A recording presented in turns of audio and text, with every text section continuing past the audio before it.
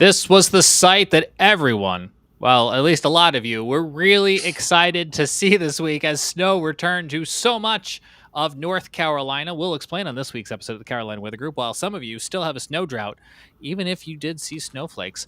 Plus, Clay Cheney's here from the National Weather Service. It is Winter Weather Preparedness Week. We're going to talk about changes coming to winter weather alerts.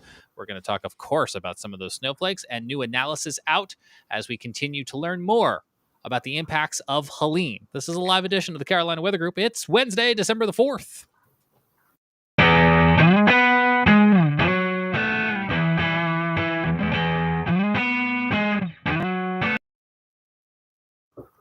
I'm James Brierton in Charlotte, and welcome to this live edition streaming on YouTube and not on Facebook because it's one of the many, many technical problems that we are still trying to overcome this week. But hey, we can say hi to Clay. We can say hi to Scotty Powell joining us from Myrtle Beach.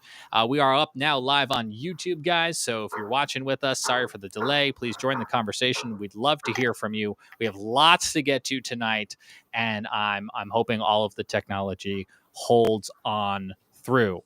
But let me show you that video again from Chris Brown. He's an assistant chief with the fire department in Taylorville, North Carolina, the Central Alexander County Fire Department. Because, Scotty, you used to live in the mountains. You live at the beach now. I know you like the beach, but tell me, man, you miss this, don't you?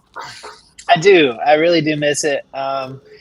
It's kind of sad seeing it snow because ever since I left, it's not snowed up there. So it's really cool. I know a lot of folks have been begging for snow, and so it is cool to see it. I'm kind of jealous I missed out, but it was one of those things where had to be the perfect scenario because we normally don't get snow on these Clipper systems, Northwest flow, but there was some concerns about, is there going to be enough moisture? Will it kind of evaporate before it reaches the ground? But we really overcame that, and some areas picked up a little bit more. I mean, some of the models are saying, like a trace or maybe a quarter of an inch of snow, but some places saw up to an inch or so, and definitely was an overproducer.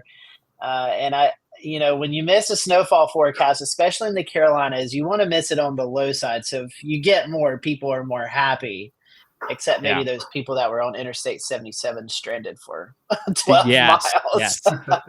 If you're watching with us now, I've got the correct map up on the screen. So this is the snowfall accumulations that Clay and his colleagues at the National Weather Service in Greenville, Spartanburg accumulated. We'll get to the other map I ironically put up a moment ago.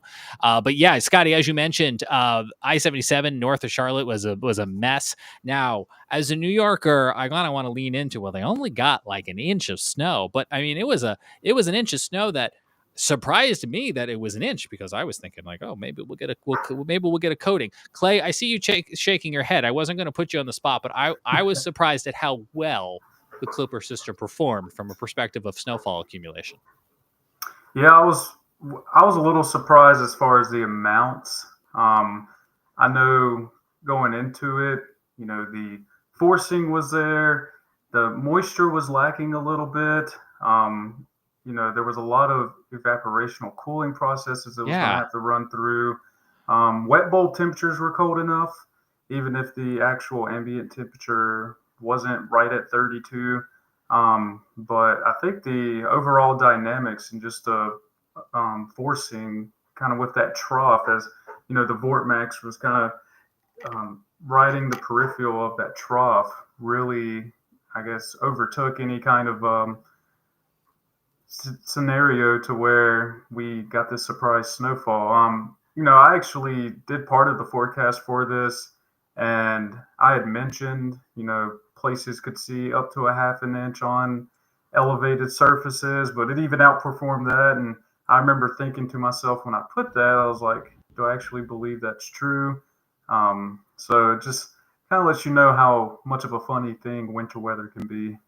Yeah, we were streaming on the Carolina Weather Group YouTube channel until about 12:30, 1 a.m. or so. And it was just before, as Scotty mentioned, the snow got into Mooresville, which in the Charlotte area, in my life and my biases, was kind of where the big impacts were. But let's go back over to that map here for a second, because you can start to see what really is some impressive performance up in like the Greensboro area, 1.8, 1.5, and then even Asheboro, like 1.5, almost 2 inches. I think that's over into Raleigh's area, so that's not on your map, Clay. But I woke up the that's next morning and I was like, "Whoa!" yeah, that's Rowan County. So up there in Salisbury and even Statesville, it looks like there's a 2-inch report there. Yeah. So it was definitely a surprise snow, but I think people were probably more happy about it than they actually were upset. I think a lot of people who watch our show are happy about it. We were discussing that while we were streaming live, and I was like, all right, well, if you're here snow tracking with me, now casting, you probably like the snow. That's probably why you're here. But I would be very curious to hear from folks right now joining our chat on YouTube on whether or not they were welcoming this snow or welcoming more snow. What do you think, Scotty? Oh man, I've kind of went out on a limb here, and I've predicted that I think we'll see a snow this year, not only for North but South Carolina as well. And you look back at That's history. bold. Yeah, I know. Maybe they'll run me out of town after this winter. But you kind of look back at history and you look at these big hurricanes that affected the Carolinas, and they've been kind of followed by winter weather events. You look at Hazel, Hugo, and then you're looking 35 years after that. You had Helene. The H's I don't think have anything to do with the H name storms, but you kind of look at that pattern, and we always say weather repeats itself, history does. So I think the Carolinas are definitely due for a winter storm. I mean, it's been goodness what was the count last 1,038 days or something like that? Still, Yep. Buckle up for technicality, folks. It's still technically 1,038 days and counting, probably 1,040 days now in Charlotte. And Clay's shaking his head because it didn't snow in Charlotte. The asterisk, because it snowed in North Charlotte, north of 85, but where the official records are kept at Charlotte. Well, yeah, okay. You're telling me Interstate 85 has something again to do with this? Yes. Magic line of Interstate 85. Always 85. It's always 85. But because records are kept at Charlotte Douglas International Airport, I looked this up the other day. So the city of Charlotte has like 325 square miles or something, if that sounds right. But the one place in town, like with any other city, where weather observations are kept officially is at the airport for us. And it didn't get... Help me out here, Clay. We got a trace of snow, but it wasn't measurable, so traces don't count. So the snow drought in Charlotte continues, even though residents in North Charlotte would argue it snowed. That is correct. So you need something to be measurable in that sense, and trace of snow is just not going to do it. It's basically saying, yeah, there were flakes that flew out of the sky, but it just didn't accumulate. So funny. Charlotte is technically still in a snow drought. And one fun fact, at least for Greenville, Spartanburg, we have surpassed our all-time snow drought. So there's that. What number are you guys at? I couldn't tell you off the top of my head. I just we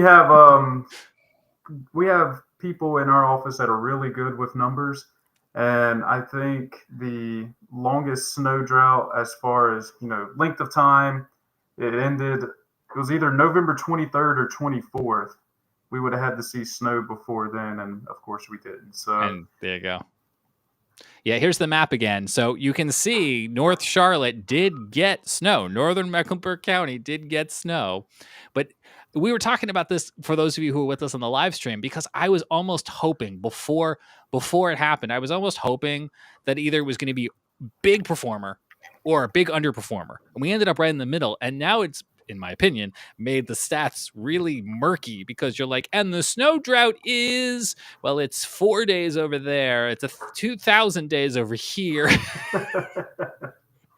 James, I sent an internal link there. This is from our buddy Eric Webb, who has been on the show numerous times, and he always does a great job of illustrating a whole look at the Carolinas with snowfall. And this was an event that even portions of like Wilmington saw some snow flurries, portions of Lumberton and Robeson County as well. So it was really crazy to see it just kind of streamed over North Carolina. And you can see that line from the bullseye in central North Carolina. Obviously the mountains had their snowfall, but the bullseye there in central North Carolina, but the flurries actually made it all the way to the coast. So it was remarkable. It is. It's crazy to see that, meteorological winter started on December 1st, and December 2nd, you're talking about the first snowfall event in North Carolina. So perfect timing. We had a woman by the name of Janice watching with us on YouTube right before we all signed off for the night. And she was like, I'm in Asheboro. I hope it's going to snow. And I said, Janice, I hope you get some snow. And bam, did Janice get some snow? Like, I actually saw, gosh, I can't remember if it was a mountain lion or it was something at the zoo that was kind of just romping through the snow. At the North Carolina Zoo. That makes sense. Yeah, the next day. Yeah. So that makes cool a lot of sense. And I think Asheville broke its snow drought because they technically had measurable snow. So barely, but enough to count. So confusing now. What we need to solve this, guys, is just one big snowstorm that just resets the clock for everyone. That's what we need. I agree. Can you cook that up for us, Clay? I'll see what I can do. I'll make sure I press the handy dandy weather button at the office. Yeah. Ideally, right around Christmas. If we're gonna have snow, now you're around Christmas. So now you're making me reminisce from 2010 when we got 2010. Yeah.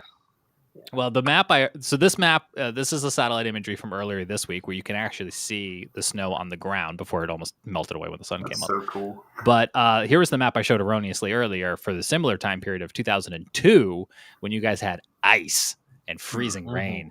That's no good. I don't want any of that. I actually remember this event. I was a kid, but we were out of school for a week and lost power for about 5 to 6 days.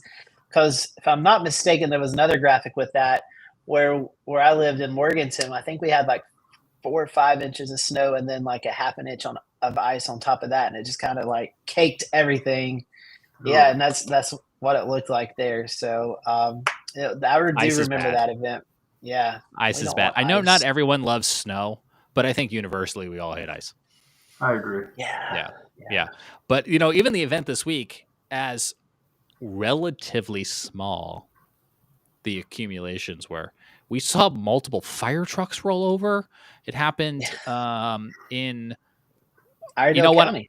That's what I was gonna say. I think I saw one in Iredell, and I want to say I saw Winston-Salem, I believe. In Winston-Salem. I was gonna say I wasn't gonna say them in case I was wrong, but that's exactly what I was gonna say. So you've convinced me that we were maybe right. So yeah, just stay off the road, folks. And part of winter weather preparedness week. Yeah, so let's talk about winter weather preparedness week, Clay, because there are some changes that are happening this year as part of the National Weather Service's Hazards Simplification Program. Has SIMF. So what can people expect to be different this year versus in years prior? Yeah, so in years prior, we had wind chill watches and warnings, wind chill advisories. So this year we're changing the name of it essentially to extreme cold watch and warning and then cold weather advisory. So in the past with wind chill, products that we put out, basically it was, it's going to say it's going to be cold, but it was factoring in the wind. Now we're basically reiterating that cold is cold. Okay. And so no matter if there is wind or if there's no wind, if the temperatures reach a certain threshold, then we'll issue, the cold weather advisory and extreme cold warnings and watches.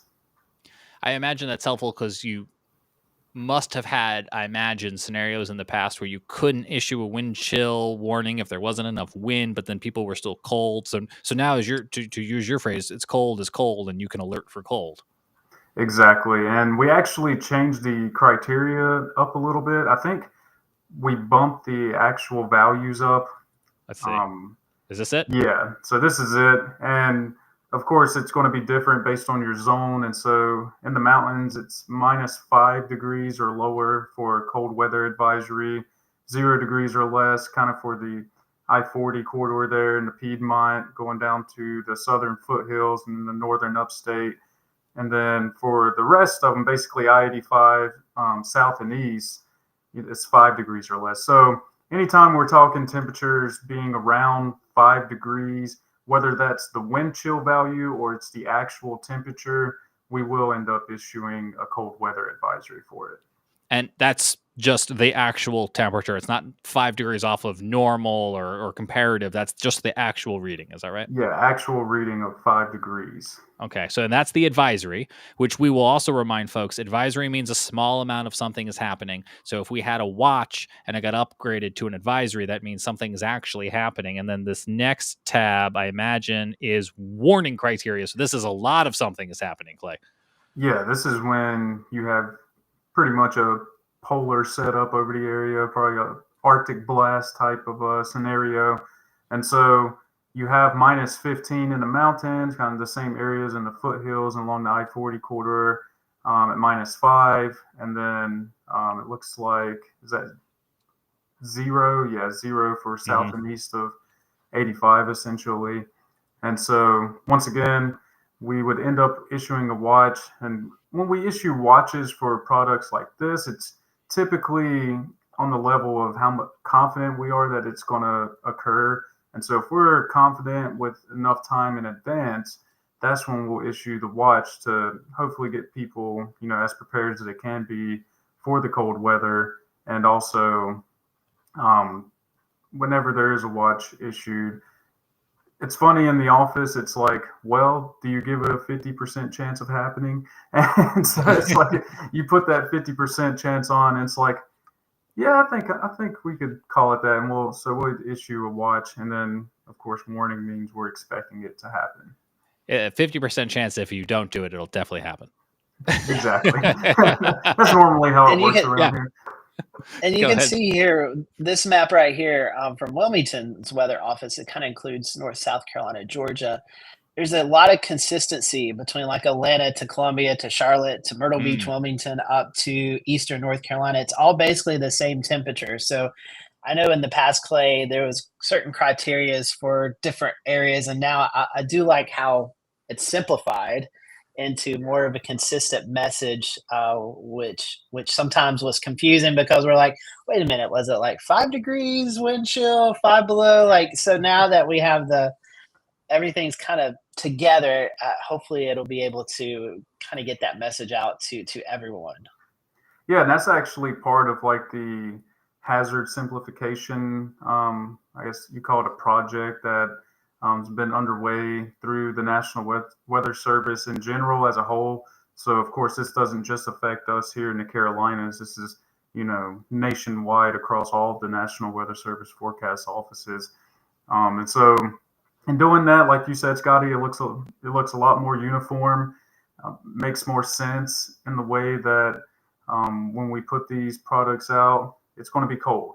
We're not factoring in the wind chill. Of course, the wind chill is going to be important moving forward. But I kind of think back to Christmas of 2022 when it got super cold. And, in that sense, I'm pretty sure we had widespread readings of negative wind chill. So there was likely going to be an extreme cold warning everywhere. And the thing is, you can notice the temperatures for the actual criteria. And I don't remember the exact values for wind chill in the products. Even I am having trouble remembering that. That's what we got reference materials for. Exactly. Yeah. But you can see that the temperatures are actually a little bit higher than what the wind chill criteria is. So in that sense, whenever we do get, really cold air masses moving into the area, we're likely going to end up issuing a few more of these products than we did the wind chill watches and warnings and advisories in the past. So I think now with this new criteria and simplifying everything is going to actually help in as far as getting the message out there, but also it means we're probably going to issue a few more than we did with the wind chill products. That's a good takeaway. So people might expect to see a few more of these than they have before, especially since you guys will have the flexibility to issue them in more scenarios, which, I think you hit the nail right on the head, Clay, when you mentioned that Christmas, because that was bitter cold and it had real impacts as, the power grid was trying to keep up with it and people were trying to heat their homes. So, alerts like this could be a really, really beneficial. Scotty, I've zoomed in here a little bit on this map and we can show people again, because I think you're right. It's really nice the way the bands kind of stripe right across the Carolinas, because it kind of helps with that communication, which Clay, I guess we talk about hazard simplification. The other ones that come to mind over the years have been like, aerial flood warning just became a flood warning. And this is a multi-year process, right? Where you guys are trying to, would you say, consolidate or rename some of these alerts that people see? Yep, that's exactly what we're doing. We're just consolidating and changing the names and changing the criteria, just so the public would get a better understanding of, what's happening. And it's not too complicated. We don't have to, go out of our way to just continually explain what it actually means. I think now people will get the alerts or any of the warnings and the products and such, and they'll be able to just kind of say, oh, well, it's going to be cold, so it sounds like I need to, protect my pipes, maybe leave the faucet dripping, and, just doing those precautionary action stuff to, take care of it whenever cold weather actually arrives. A lot of people watching the show probably know this already, but you reminded me of it, Clay, when you said people getting alerts, because this isn't just inside baseball. These are the alerts that you're going to see pop up on your phone. You might see scroll across the television screen. It's the ones that meteorologists like Scotty will put on TV and on a map. So, everyone's using the same alerts regardless of how you're getting them. And it's nice that they'll kind of all match up. Speaking of bone chilling temperatures, we've got a different type of alert tonight. If you're watching us from the North Carolina mountains, places like Ashe, Avery, Watauga counties, they have a high wind warning, and that is for some really gusty winds that have been coming through with a cold front during the overnight hours. But, these winds could rival, guys, correct me if I'm wrong, but almost like a thunderstorm. But without the thunderstorm, we could be talking about 40, 50, 60 mile per hour wind gusts that could bring down power lines, tree branches. But I think the biggest problem here is going to be Christmas decorations. Christmas decorations. Yeah. You don't want Frosty flying through the neighborhood. We do not, right? If you got an inflatable out, I'm going to make myself full screen. This is a very important message. If you have an inflatable outside your home and you live in the mountains, go bring it in. You will not see it in the morning if you don't. But that's going to really, I would imagine, Clay, amplify the wind chill. That is going to make it bone chilling in some of these communities. Yeah, definitely, especially when you're talking about wind gusts of 60 miles per hour. And we're actually getting a lot of cold air being reinforced, with the front that's expected to move through. And so factor in the wind and how cold that it's been. Wind chill values are going to dip. And I know we actually did a post the other day with the Grandfather Mountain observation. Okay. Just imagine that being lower in elevation and actually, essentially impacting folks that where they live as far as like elevation. Grandfather Mountain, not really sure how many people live that far up in elevation, but these winds and those cold wind chills are going to be able to trickle down, further or lower in elevation. And so that's going to impact a lot more people that live in those areas. That's a really good point, because I feel like our friend like Evan Fisher is constantly, we wake up in the morning, he'll be like, did you see how windy it got up at the top of the mountain? And we're like, oh, wow, that's impressive. But like, it's the top of the mountain. But to your point, like, that's going to be people lower in the communities where they live actually getting some of those really intense winds.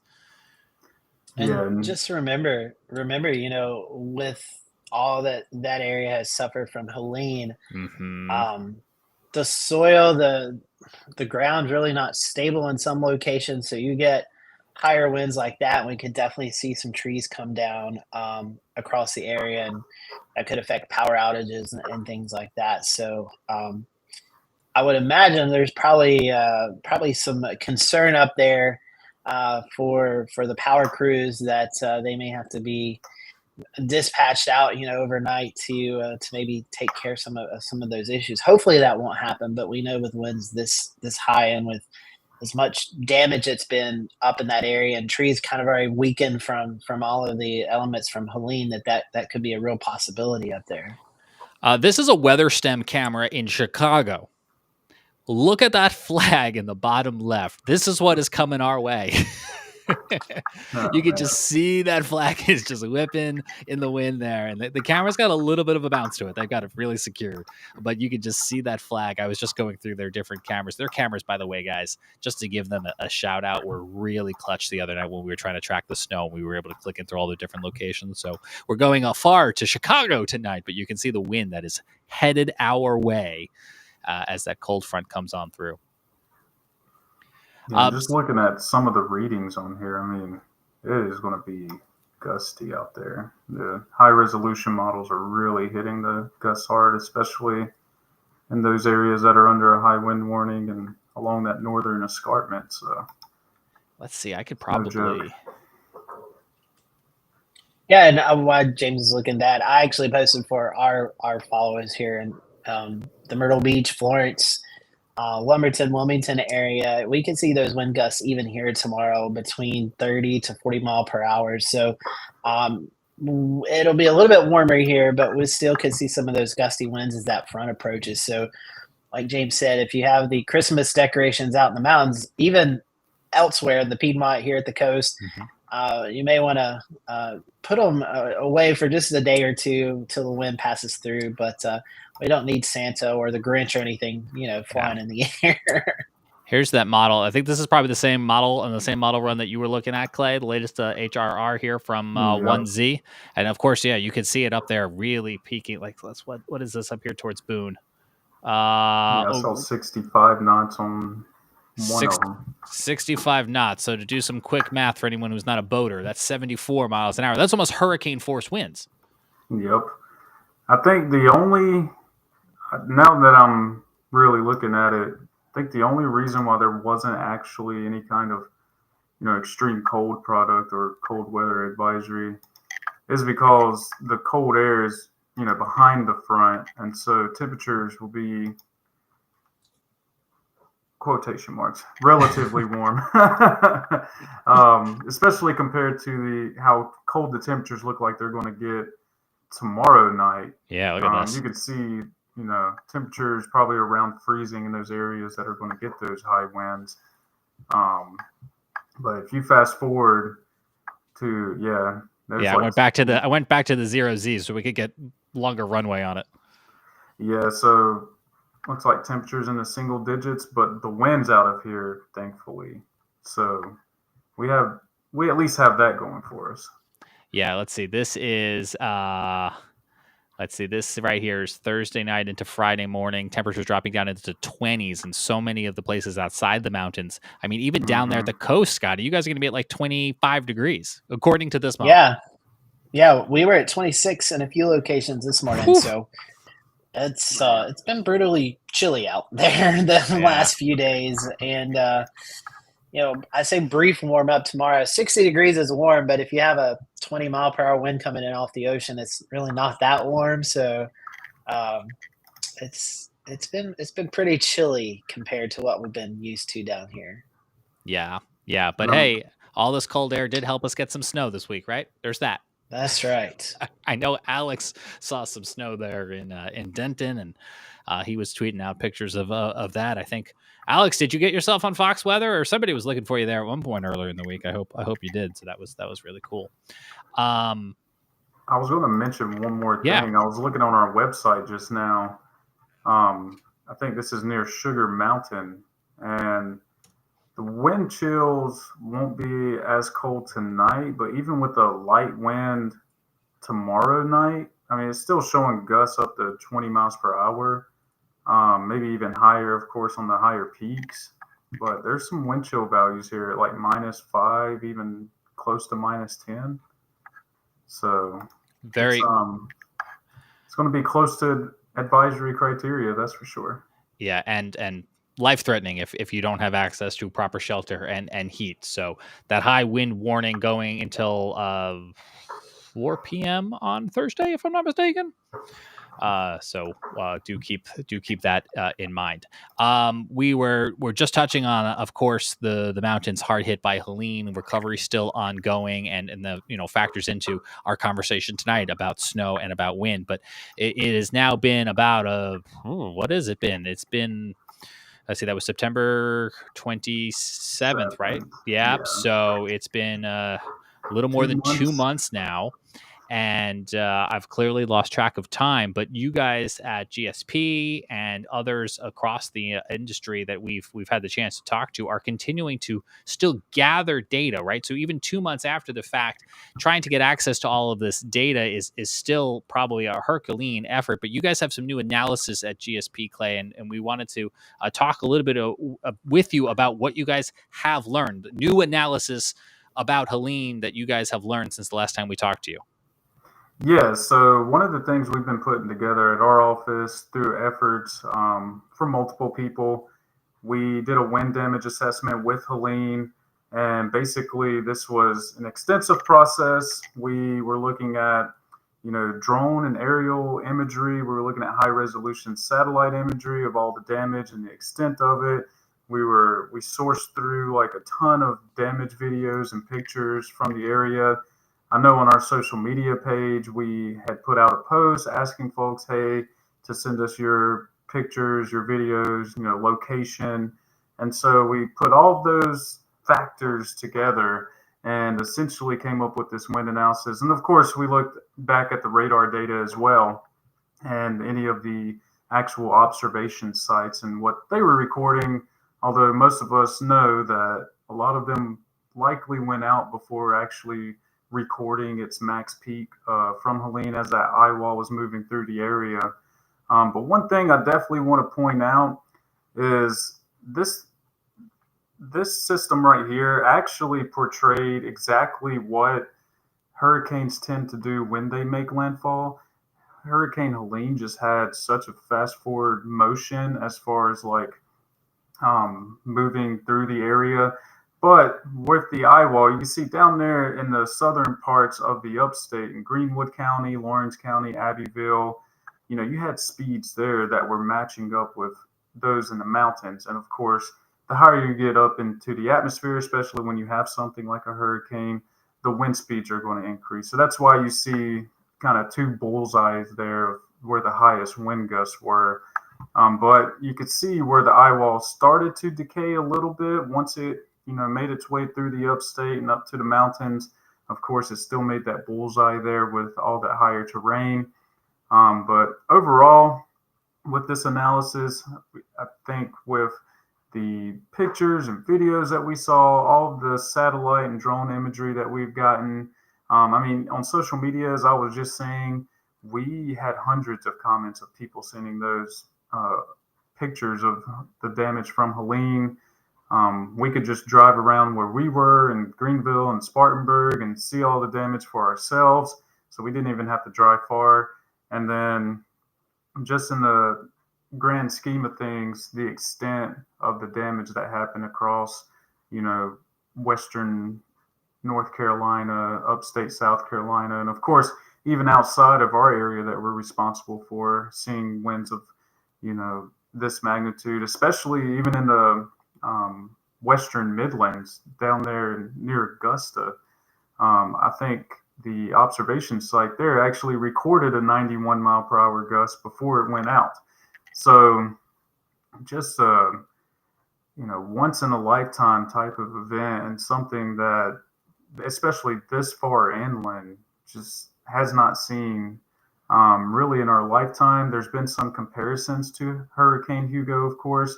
Hurricane Hugo packed a punch with the winds that it had, but just kind of looking at this, and when you factor in the amount of rain that we had even before Helene got here, how it just really liquefied the soils, trees just didn't stand a chance. Yeah, and that was one of the more unfortunate realizations with this. And like I said, this is just something we never see here. And so for it to actually happen and the devastating impacts that we got from it, it's just really hard to fathom. And so putting that on the image that we have there, it really just shows the whole picture of things. Yeah, I mean, we hope we never see anything like this again. You guys, highlighting in your analysis here 2 areas of intense 80 to 90 mile per hour wind gusts with pockets up to 100 miles an hour occurring in some of these highest mountain elevations in the Blue Ridge Parkway area, in Black Mountain area, in the Rowan Mountain area. I do want to emphasize something you said. This is just in your area, so it doesn't necessarily extend up until, say, Boone. But this is in a lot of Western North Carolina, and I think this graphic alone answers my question. But I did want to ask you kind of about it, because I struggle with this, Clay, every time I go to like write an article or something, because Helene made landfall as a hurricane and it was a tropical storm when it got to the Carolinas. But looking at some of these wind damage reports, is it safe to say that it had hurricane wind force gusts at times as it was impacting the Carolinas? Is that what the data supports? Yeah, it definitely does. There's no denying it. There was definitely hurricane force gusts. You see it in our analysis there, and to get those kind of gusts up here, really remarkable. Considering, once again, like I said, how far inland we are. And I think the EcoNet site in Mount Mitchell actually recorded 106 mile per hour wind gusts. So there was a lot of, I would say, images that we got in that, you could have called it a EF1 tornado, essentially. Sure. is what it looked like. But with how complex the terrain is and the way that Helene was kind of moving, just to the west of where the remnant eye wall went, the wind directions actually were changing as that was taking place. So there was a lot of pictures and videos that we were getting where you would have these convergent and divergent patterns of where the trees actually, snapped and uprooted and fell. And of course, people will mistake that as a tornado, and rightfully so. I mean, it's just one of those things that on a large scale basis, it's going to change as far as, the wind directions and how things actually turn out once the storm passes through. And I can't tell you the number of calls and emails and messages that we got asking if a tornado hit somebody's house. Yeah. So we had to do a lot of explanation as in regards to that. But yeah, the wind analysis, that's, I don't want to say that's like the official data set, because a lot of it is based on, what we gathered from the actual damage itself. So it's a lot more based on damage indicators rather than actually observing how fast the wind speed went. So we can't sit here tonight and say, oh, Helene was a hurricane. That's for the Hurricane Center and those folks to determine. But I think to your point is the impacts felt like or simulated equivalent to a Category 1 or even a tornado. And I think your point is so spot on, because whether it was with Helene, another hurricane, or even we just see this all the time with thunderstorms, right? You said earlier in the show, cold is cold. Well, wind is wind, right? Right, Clay? Yep.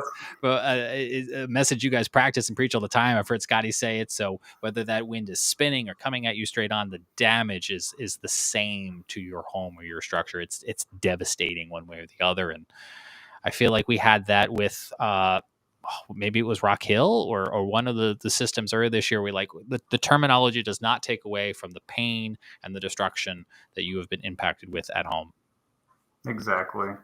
And yeah, I think you're referring to the supercell that hit Rock Hill, where you had like 150 mile per hour baseball size hail hitting people's houses. Yeah. What a really crazy year we have had, guys. Yeah. We need a break. We do. Here at the Carolina Weather Group, we are dedicated to continuing to do whatever we can using our megaphone, using our voice to help Western North Carolina rebuild. We learned today that Chimney Rock, one of the hardest hit areas, will be welcoming people back for what is essentially one day only, as we've been telling you here on this show. They have been closed in Chimney Rock as they have been working to rebuild their infrastructure. Well, they are bringing Christmas to Chimney Rock. Come tour the rebuild in downtown Chimney Rock, Saturday, December 14th from 10 a.m. until 4 p.m. Activities will include pictures and toys with Santa. He's making a guest appearance there. Christmas goodies from newly renovated shops. There'll, of course, be Christmas music and food, and again, tours of their rebuilding process. They want you to know that Chimney Rock is coming back, will be back, and are, for a select limited time, welcoming people to come and shop and partake and see their town. I imagine, guys, this is probably a bittersweet event if you have not been into the disaster zone yet, to go and support them, but also to see what Helene has done firsthand. I imagine would be quite an overwhelming feeling. And so we wanted to make sure we got that out. Go ahead, Scotty. Yeah, I was just going to say, social media, we all know it has some crazy sides to it, but there's been a lot of documentary about how these towns are starting the rebuilding process, and this is a big step for this practically small community. Chimney Rock, not really a big place, but a lot of tourists go during the summertime season with Lake Lure there and stuff. So for this to happen, it's such a big deal for those folks. So if you get the opportunity to go out there and help those folks out, we definitely would encourage that. And, just even if it's just going up and giving someone a handshake or a hug and say, hey, we've been thinking about you. Is there anything we can do? I know these people have suffered so much, and it would be such a pleasant smile to their face, or bring a pleasant smile to their face, to just to have people back in their town, and at least if it's just for one day, to kind of I don't know if normal is the right word, but to try to get some sort of normalcy back into that area. Maybe help inject some Christmas spirit. Yes. So true. That's so true, Clay. I should mention, if you're planning to attend here on Saturday, December 14th, they want you to park at the Lake Lure Beach. They will be running shuttles every 15 minutes. So there's some logistics to keep in mind there. As we're coming up on this 10 o'clock hour on this edition of the Carolina Weather Group, and we're reflecting on the year that's been and looking ahead to the year that is coming, we did have a special opportunity if you were looking for a way to support your favorite weather podcast, which I imagine is us. I hope it's us. We have ordered here at the Carolina Weather Group a select number of these little handy dandy tabletop calendars. Oh, let's see if I can get my camera to focus, because that would make this presentation a lot easier to see. But it is, of course, not cooperating. So let me see if I can fix that by turning off the background blur. There it is. Okay, here we go. All right, here we go. So we have these little tabletop calendars that go on your desk or on your kitchen counter, and you can see they've got pictures all across the Carolinas. So this is a picture that our Dan Whitaker took in Old Fort. We have this picture that my mother took in Fort Mill. So we've got some pictures from my mom. We've got some pictures from Dan. We've got some pictures over the Outer Banks. I love this one in particular, Nag's Head. Just a beautiful shot there. And I was trying to find it, Scotty. Scotty Powell is featured in here with. I think you skipped over it. I'm June. You went straight to August. I'm sorry. Yeah. Oh yeah, here it is. Here it is. So we have ordered some of these as gifts for partners and clients. I already told Clay before the show that our friends there at GSP will be getting some of these in the mail free of charge. But for you at home, if you're looking for a way to support the show, we do have a few extras that we will have available to sell, and they are for sale at $20. So imagine it's a $15 calendar with a few extra bucks tacked on for shipping. I'm going to go ahead and put the QR code on the screen right now if you're interested in supporting our show by buying one of these 2025 calendars. The QR code is there. I'm asking that if you're interested to fill out that form no later than Friday, December the 13th, because that weekend I'm going to drop them in the mail so that you can have them in time for Christmas or the holiday season, whether you want them from yourself or maybe you have a Carolina Weather Group be in your life. You can order those. I will also drop the link right now in the comments or in the description if you're playing this back or watching later. again, we would love to get it to you. There's a form there for your name, your email address, your mailing address. There's nowhere on that Google form to actually pay. Give me your email address, and we will send you an invoice via email. And once we've got that payment and that information compiled by Friday, December the 13th, we will drop those in the mail. So hopefully Friday the 13th. Ooh. Friday the Oh, 13th. man. I believe the Friday the 13th is lucky. So if that's something you guys would be interested in. Let's hope it's not a big snowfall that day. It's and I'm You can go to the post office. That's so very true. There's going to be. Can you guys imagine me in the post office? Because we're going to be sending so many of these out. I'm just going to be standing there at the automated post office thing buying stamps. We did have a question from Virginia, who's watching with us on YouTube, asking, will it be safe to drive to Boone by Christmas?